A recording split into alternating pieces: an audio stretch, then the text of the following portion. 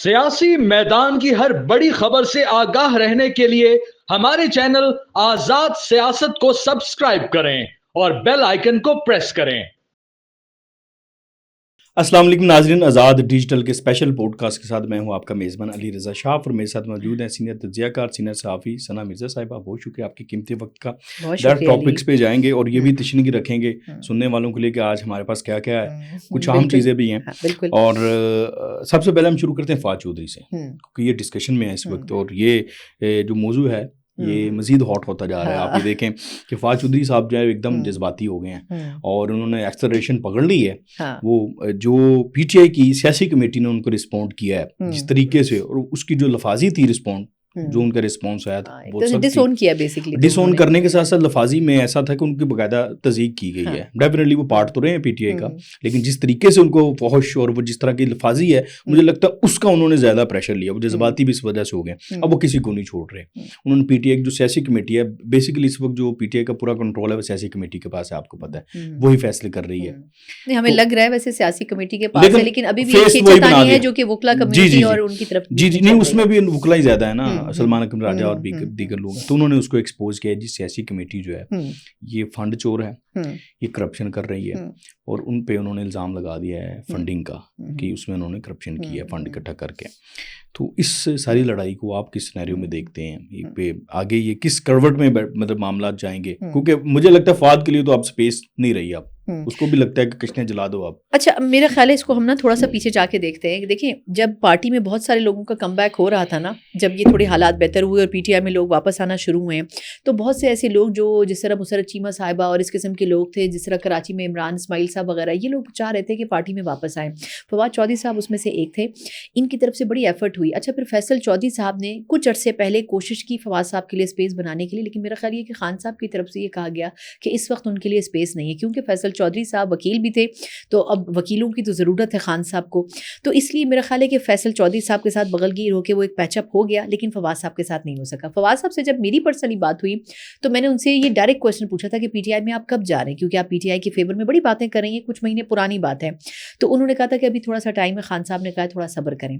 तो उससे मुझे ये लगा कि उनको मैसेज ये दिया गया, और ऑब्वियसली वो मैसेज देने वाले फैसल साहब के अलावा कोई और हो नहीं सकते कि आप थोड़ा सा टाइम रुक जाएं।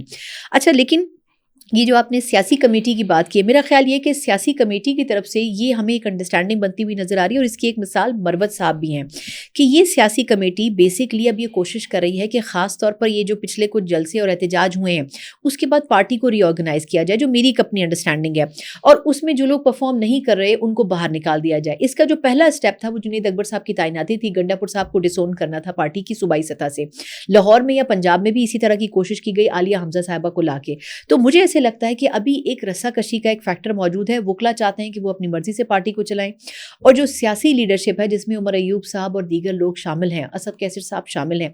आप देख लेंगे जब भी इंपॉर्टेंट तरीन मीटिंग्स हो रही होती हैं तो उसमें असद कैसर साहब और उमर अयूब साहब की प्रेजेंस ज़रूर होती है, और वो कोशिश करते हैं कि जो भी कुछ है वो अपने हाथ में रखें। बैरिस्टर गौहर साहब मौजूद ज़रूर होते हैं, लेकिन बैरिस्टर गौहर साहब की रेट नज़र नहीं आती।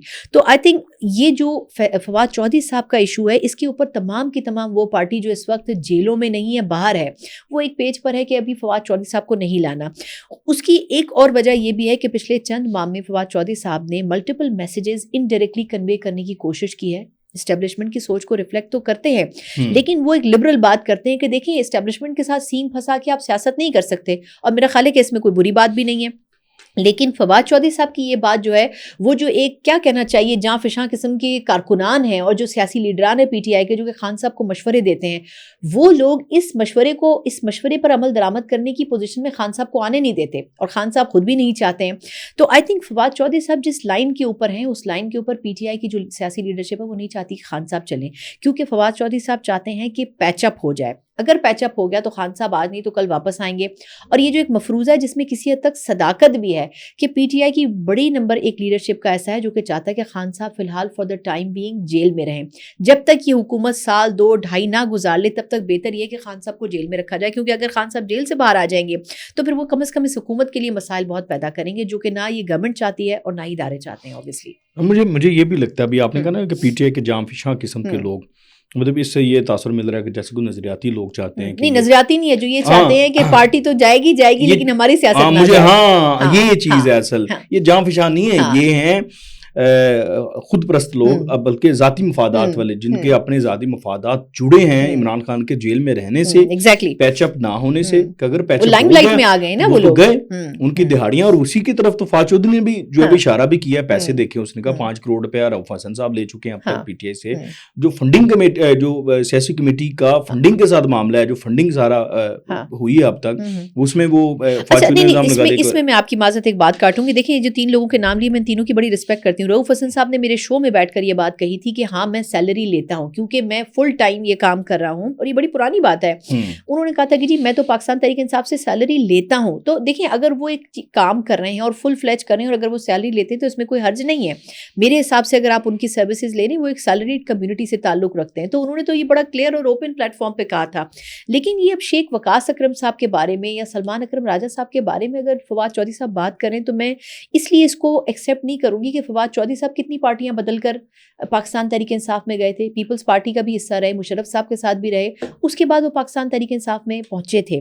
تو اگر شیخ وقاص اکرم صاحب نے بھی 2-3 پارٹیاں بدلی یا 2-3 سیاسی لیڈرشپ کو اپنا لیڈر مانا, تو اس میں کوئی بری بات نہیں کہ انہوں نے فائنل جو اپنا سیٹلمنٹ ہے وہ پی ٹی آئی میں کیا. اور دیکھیں وہ ان پارٹیوں میں کس 2nd یا 3rd ٹیئر میں ہوتے تھے, کیا فواد چودھری صاحب اور کیا شیخ وقاص اکرم صاحب. لیکن اس پارٹی میں آ کے ان کو 1st ایئر میں آنے کا اگر موقع ملا, سیکرٹری جنرل بنا دیا گیا, تو وہ تو مین سٹریم پالیٹکس میں آ گئے نا. تو کون نہیں چاہے گا کہ وہ تیسری رو سے اٹھ کے فرنٹ رو پہ نہ آ کے بیٹھے. جی وہ مسئلہ دیکھیں پھر, اگر اصل پوائنٹ تو پھر یہی ہے نا کہ وہ ٹھیک کہہ رہے ہیں یا نہیں. شیخ وقاص اکرم صاحب آگے, فواد چودھری صاحب نہیں آ پا رہے ہیں واپس, ان کو سپیس نہیں مل رہی. اور اس سپیس میں پی ٹی آئی کے میں واپسی کی جو سپیس ہے, اس میں جو رکاوٹ ہیں وہ شیخ وقاص اکرم ہے, پی ٹی آئی کی سیاسی کمیٹی ہے, رؤف حسن ہے, شعیب شاہین ہے, سلمان اکرم راجہ ہیں. وہ یہی فواد چودھری صاحب کا مسئلہ ہے. اور یہ ساری جو جنگ ہے دونوں اطراف اگر دیکھی جائے تو اقتدار پی ٹی آئی میں پاور کی ہے. مین وائل اس ساری سچویشن میں عمران خان صاحب کا پتہ نہیں ہے کسی کو. نہیں وہ اس میں جان بوجھ کے, مجھے ایسا لگتا ہے کہ وہ ایسی سچویشن میں نا جان بوجھ کے نہیں, ان کے لیے کنسرن نہیں ہے لوگ, مطلب ان کو باہر نکالنا ہے کہ نہیں نکالنا, ان کو کیسے نکالنا ہے, ان کے لیے کوئی پریشانی. اسی سے لنک ایک اور اہم چیز آج جو ہے سرفیس پہ آئی, مبینہ طور پر ایک واٹس ایپ چیٹ جو ہے وہ پی ٹی آئی انسائڈر کے نام سے کوئی اکاؤنٹ ہے جو پی ٹی آئی کے انسائڈس وغیرہ ان کے پاس آتی ہیں. انہوں نے ایک چیٹ جو ہے وہ شیئر کی ہے جس میں علیمہ خان کی پی ٹی آئی کے کچھ اپنے اسٹالورٹ سے گفتگو ہو رہی ہے, جس میں حامد راج بھی ہیں. علیمہ خان صاحب کے فالوورز کیوں ہیں, پہلے تو مجھے یہ بتائیں, وہ کوئی سیاسی لیڈر ہیں, وہ کیا ہیں, ان کے فالوورز کیوں ہیں؟ مطلب وہ تو گھریلو خاتون ہے جو میں سمجھی ہوں, یا ایک بزنس وومن ہے. سوال تو یہ ہے کہ وہ پی ٹی آئی کو اس طریقے سے چلا کیوں رہی ہیں, یہ اس کا اگلا سوال ہے. لیکن پہلے تو میں یہ پوچھوں کہ ان کے فالوورز کیوں ہوں گے. مطلب وہ تو ایک ان کا پی ٹی آئی سے تو کوئی تعلق نہیں, خان صاحب تو موروثی سیاست کے خلاف ہیں. لیکن میں کوئی اینٹی پی ٹی آئی یا پرو پی ٹی آئی نہیں ہوں. لیکن میرا سوال یہی ہے کہ ان کا پارٹی میں لینا دینا کیا ہے. لیکن پھر اس کے بعد ایک سوال یہ بھی اٹھتا ہے نا کہ یہ جو کانفلکٹ ہے, سوری آپ کا سوال میں نے کاٹ دیا, لیکن یہ جو کانفلکٹ ہے, یہ کانفلکٹ بنیادی طور پر ان کی بیگمات سے جڑا ہے. پہلے ریحام خان صاحبہ کا اور ان کے مسائل رہے, ان کی بہنوں کے, وہ بھی ایکسیپٹنس نہیں تھی ان کی. اس کے بعد یہ کہ یہ جب بشرا بی بی آئی ہیں تو ان کی بھی ایکسیپٹنس نہیں ہے. خان صاحب کا ایشو یہ کہ وہ پارٹی میں جس سے بھی شادی کرتے ہیں, پارٹی اس کے ہاتھ پہ رکھ دیتے ہیں کہ یہ آپ اس میں جو کرنا چاہیں آپ کر سکتے ہیں, اور اس میں بہنوں کا اختلاف آ جاتا ہے, بہنوں کو وہ ایکسیپٹیبل نہیں ہوتا. تو میرا خیال یہ کہ علیمہ خان صاحبہ, بشرا بی بی صاحبہ کے حوالے سے بہت زیادہ کانفلکٹس آلریڈی پیدا ہوئے تھے. جیل میں ان کی کئی لڑائیوں کے واقعات آن ریکارڈ موجود ہیں. اچھا پھر یہ کہ مشال یوسف زئی صاحبہ کا بھی اس میں بڑا رول ہے. کچھ دنوں پہلے انہوں نے ایک پریس ٹاک کی, انہوں نے کہا جی میرے اوپر بڑے الزامات لگ رہے ہیں, یہ وہ اور اس قسم کی باتیں کی. اور ان کی گفتگو سے یہ لگ رہا تھا کہ وہ بڑے واضح طور پر بشرا بی بی کی سپورٹ میں کھڑی ہیں. تو میرا خیال یہ ہے کہ یہ جو کے پی میں بھی چینجز آ رہی ہیں, اس میں بشرا بی بی صاحبہ کا بہت عمل دخل ہے. اور علیمہ خان صاحبہ یہ کوشش کر رہی ہیں کہ پارٹی کی جو باغ ڈور ہے وہ بشرا بی بی کے ہاتھ میں نہ جائے. اب 2 خواتین کی جنگ ہے یا کچھ خواتین کی جنگ ہے, لیکن اس میں باقی مرد حضرات میرا خیال ہے سائٹ پر کھڑے ہو کے تماشا دیکھ رہے ہیں, کیونکہ وہ نہ بشرا بی بی کو کچھ کہہ سکتے ہیں اور میرا خیال ہے نہ ہی علیمہ خان صاحبہ کو زیادہ کچھ کہہ سکتے ہیں. بہرحال پھر وہ موروثی سیاست تو پی ٹی آئی میں بھی آ گئی نا, انفلوئنس تو ہے نا, اگر فرنٹ پہ نہیں ہے تو بیک پہ تو ہے نا. بالکل جس طرح کی اگر وہ چیٹ جو سامنے آئی ہے, جو مبینہ چیٹ, اس کو اگر دیکھا جائے تو مکمل طور پر پی ٹی آئی کے کے پی سے لے کے فیصلہ آباد تک, پنجاب تک تمام معاملات کو ہینڈل کرتی ہوئی نظر آ رہی ہیں. جو پارٹی کی سیکرٹری جنرل ہے سلمان اکرم راجہ, ان کو ہدایات دیتی ہوئی نظر آ رہی ہے, وہ ان کو رپورٹ کرتے ہوئے نظر آ رہے ہیں. اس میں آپ کو یہ یاد ہوگا کہ ایک بڑا مشہور ان کی ایک زوم میٹنگ کا ذکر آیا تھا کچھ عرصے پہلے, جس میں صاحبہ نے کہا تھا آپ کس بات کے پیسے لیتے ہیں, اور اس میں ان کو بڑا انسلٹنگ فیل ہوا تھا. تو میرا خیال یہ کہ یہ جو خبریں لیک ہوتی ہیں ان میں بہت حد تک صداقت بھی ہوتی ہے، لیکن یہ کہ یہ سمجھنا خان صاحب کو پڑے گا کہ آخر جس نے سیاسی ٹریننگ لی ہے اس کو پارٹی چلانے کا موقع دیا جائے گا یا گھریلو خواتین کو چلانے دیا جائے گا. تو میرا خیال یہ کہ خان صاحب خود بھی نہ چھوڑ دیتے ہیں کہ لوگ لگے رہیں آپس میں اور کچھ کانفلکٹ پیدا ہوتا رہے. وہ ایک طرف سے سیاسی لیڈروں کو کچھ اور گائیڈ کرتے ہیں، ایک طرف سے خواتین کو کچھ اور گائیڈ کر رہے ہوتے ہیں. چلیں آگے بڑھتے ہیں. آگے ایک اور موضوع ہے، آرمی چیف نے کل جو ہے وہ یوتھ سے انٹریکشن کیا، اور پہلی دفعہ میں کہتا ہوں کہ بہت اچھی بات ہے، یوتھ سے انٹریکشن ہونا چاہیے. یہ صرف پی ٹی آئی کا ترا امتیاز نہیں ہے، پی ٹی آئی کا کوئی لائسنس نہیں ہے کہ وہی یوتھ کو انٹریکٹ کر سکتے ہیں یا وہی ریپرزینٹ کریں، باقی بھی لوگ ہیں. تو وہ شاید یہی بات پی ٹی آئی کو بھی بری لگی ہے. آرمی چیف نے تو پاکستانیت کی بات کی تھی، فتنہ الخارج کو جو ہے وہ للکارا تھا اور یوتھ کو اون کیا. اون کرنے کے ساتھ ساتھ خواتین کے حقوق کی بھی بات کی. اب اس کے اوپر پی ٹی آئی ان کے خلاف بڑی غلیظ قسم کی ایک مہم جو ہے، غلیظ اس لیے کہہ رہا ہوں چونکہ وہ نان پولیٹیکل معاملہ ہے سارا، تو میں اس پہ اپنی رائے کا اظہار اس لیے کر رہا ہوں کہ وہ مہم واقعی غلیظ ہے. جس طرح کی اے آئی کی ویڈیوز لگا کے آرمی چیف کو یا ایک ادارے کو ملائن کرنے کی کوشش کی جا رہی. سوال میرا یہ ہے کہ پی ٹی آئی کیوں ایسے کر رہی ہے؟ اچھا دیکھیے، ویسے تو ہمیں پہلے ایک پیرا میں سمجھنا پڑے گا کہ آرمی چیف نے یہ پہلی سیٹنگ نہیں رکھی، وہ پچھلے کچھ عرصے کے دوران یوتھ کے ساتھ انگیج کر رہے ہیں. پھر اگر آپ تھوڑا سا کمپیریزن کریں نا، تو مریم صاحبہ بھی 19-20 اسی فارمولے پر چل رہی ہے کہ وہ 90% جو پروجیکٹس لے کے آ رہی ہیں وہ یوتھ اورینٹڈ ہیں. تو یہ یوتھ کا جو مائنڈ سیٹ کیپچر کیا ہوا تھا پی ٹی آئی نے، اس کو بریک کرنے کی کوشش کر رہے ہیں. لیکن میرا خیال ہے کہ 3 چیزوں کے اوپر توجہ نہیں دی گئی تو یوتھ کبھی بھی کیپچر نہیں کر سکتے. ایک تو یہ کہ آپ غربت کا گراف نیچے نہ لے کے آئیں، دوسرا یہ کہ آپ ان کے لیے اپرچونیٹیز نہ پیدا کریں، اور تیسرا یہ کہ آپ ان کو مصروف نہ کریں، ریسورسز ان کو فراہم نہ کریں. اگر یہ 3 چیزیں آپ نے کر لیں تو یوتھ بہت جلدی پی ٹی آئی کو بھول جائے گا. یہ وہ تینوں چیزیں ہیں جو کہ نہ خیبر پختونخوا میں 13 سال میں پی ٹی آئی کر سکی ہے اور نہ گورنمنٹ میں رہتے ہوئے جب پی ٹی آئی کے دور حکومت تھا وہ کر سکے. لیکن اگر اگلے 2 سال میں انہوں نے یہ کر لیا تو پاکستان تحریک انصاف کا جو بھوت یوتھ کے اوپر سوار ہے وہ بڑی حد تک کم ہو جائے گا. اچھا، آرمی چیف اور خود ادارے کی طرف سے ہم دیکھ رہے ہیں کہ پچھلے 6-8 مہینوں میں بہت مرتبہ یوتھ کو انگیج کرنے کی کوشش کی گئی، لیکن وہ سلیکٹیو یوتھ ہوتا ہے. اس میں عنوان کچھ اور ہوتا ہے، لیکن عنوان کے پیرائے میں بہت ساری اور باتیں کی جاتی ہیں. اب وہ عنوان یا جو ڈسکشن تھا وہ تھا خوارج سے متعلق، لیکن انہوں نے اسی پیرائے میں بہت سارے خفیہ میسیجز بھی دینے کی کوشش کی کہ یوتھ کو ہم نے ویسٹ نہیں کرنا، یوتھ کو ہم نے کہاں فوکس کرنا چاہیے اور یوتھ کو خراب نہیں ہونے دینا. بہت سی جو اوبویسلی اس میں کئی ایسی باتیں ہوں گی جو باہر بھی نہیں آئی ہوں گی. ہم تو ایک پریس ریلیز پڑھ رہے ہوتے ہیں نا، اس میں بہت سارے سخت سوالات یوتھ کی طرف سے بھی کیے گئے ہوں گے، لیکن وہ اصل چیز یہ تھی کہ یوتھ کے ذہن میں جو ایک مس انڈرسٹینڈنگز موجود ہیں، مس کنسیپشنز موجود ہیں، ان کو دور کرنے کی آرمی چیف نے کوشش کی ہے. لیکن اس کا کینوس جب تک بڑا نہیں کیا جائے گا تب تک اسٹیبلشمنٹ کے حوالے سے جو ایک نیگیٹو ایسپیکٹ موجود ہے یوتھ میں وہ ختم نہیں ہو سکتا. دیکھیے کینوس بڑھ تو رہا ہے. ہاں، یہ پہلی دفعہ ہوا ہے، پہلے بغیر آڈیو کے ویڈیو آتی تھی. اس طرح سے آرمی چیف کا یوتھ کے ساتھ انٹریکشن پبلک میں نہیں جاری کیا جاتا تھا. اب پبلک کو بھی بتایا جا رہا ہے کہ کیا بات وہ انٹریکشن صرف اب دیکھیں جو وہ انٹریکشن جاری کیا گیا ہے وہ اس کا مطلب یہ ہوا کہ وہ آرمی چیف نے وہ خطاب جاری کر کے صرف وہ جو اس آڈیٹوریم میں یوتھ بیٹھی تھی ان سے انٹریکٹ نہیں کیا، اوورآل سب سے کر رہے تھے، پوری قوم سے کر لیا. جب وہ میڈیا پہ چلا تو پوری قوم میں جو یوتھ تھی ان سب سے کر لیا. تو کینوس تو بڑھ رہے ہیں آہستہ آہستہ. اور اچھا، جو پی ٹی آئی کا جو میں بات کر رہا تھا اس پہ میں تھوڑا سا اپنا انالیسس دینا چاہتا ہوں. دیکھیں پی ٹی آئی جو ہے نا، مجھے یہ لگتا ہے کہ پی ٹی آئی میں کچھ لوگ ایسے ہیں جو نہیں چاہتے عمران خان صاحب کی مشکلات کم ہوں.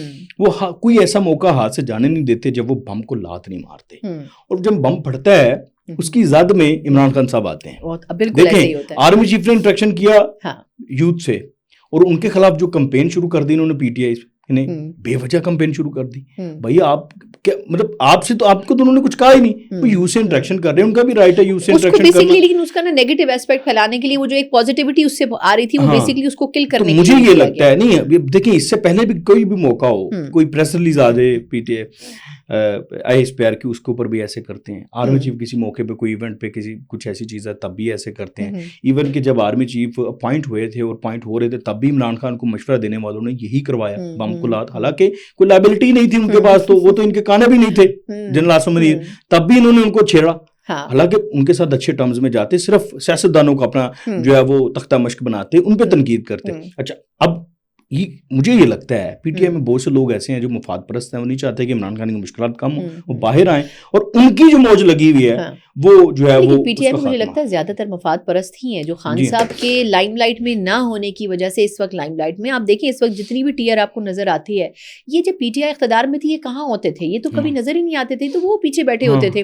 تو آئی تھنک اس وقت ان کو موقع ملا ہے کہ یہ اپنی سیاست کو بھی, میں یہ نہیں کہوں گی کہ یہ اچھے سیاسی قائدین نہیں ہیں, لیکن ان کو ایکچولی اپنی کوالٹیز کو زیادہ سامنے لانے کا, اپنے آپ کو لائم لائٹ میں لانے کا میرا خیال ہے موقع ملا ہے. تو یہ نہیں چاہیں گے کہ خان صاحب, اور خان صاحب کے نام کے اوپر تو آج کل وکلا برادری بھی بڑی سیاست کر رہی ہے, تو اگر سیاستدان بھی سیاست کر لیں تو اس میں کوئی حرج تو نہیں. میں دیکھیں نا, قوم کو اب سمجھنا چاہیے کہ آرمی چیف نے مخاطب کیا, للکارا فتنہ الخارج کو, ان کو جواب دیا, ان کو للکارا اور ان کے خلاف اپنی اسٹریٹجی بیان کی. اب اس کا جواب کون دے رہا ہے؟ P T I.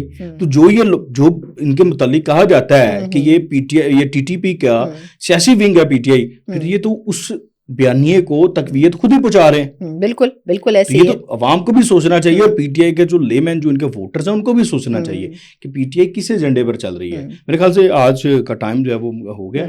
اور جاتے جاتے لیکن میں کچھ پیسوں کے حوالے سے تو بات کر لوں نا. دیکھیں ورلڈ بینک کا 20 رکنی جو وفد ہے وہ پاکستان میں ہے, اور میرا خیال یہ کہ اس پہ اس لیے بات کرنی ضروری ہے کیونکہ ہم ہمیشہ سے کہتے ہیں کہ جی حکومت نے آرٹیفیشلی نمبرز کو بڑا کنٹرول کیا. میں جاتے جاتے یہ کہوں گی کہ اس مرتبہ اسحاق ڈار صاحب اوور شیڈو ہو گئے ہمارے وزیر خزانہ صاحب کی طرف سے, کیونکہ وہ پہلے آرٹیفیشلی بہت سی چیزوں کو مینیپولیٹ کر کے نا اکانومی کو اچھا دکھاتے تھے, لیکن اس مرتبہ کے وزیر خزانہ جینوئنلی کچھ چیزوں پہ کام کر رہے ہیں.